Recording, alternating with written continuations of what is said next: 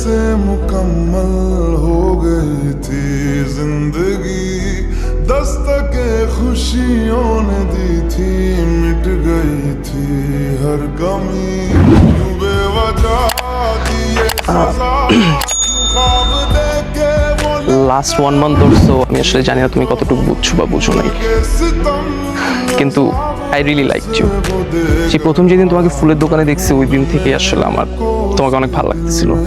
जो खुदा निकला मैं ढूंढने को Will you be mine?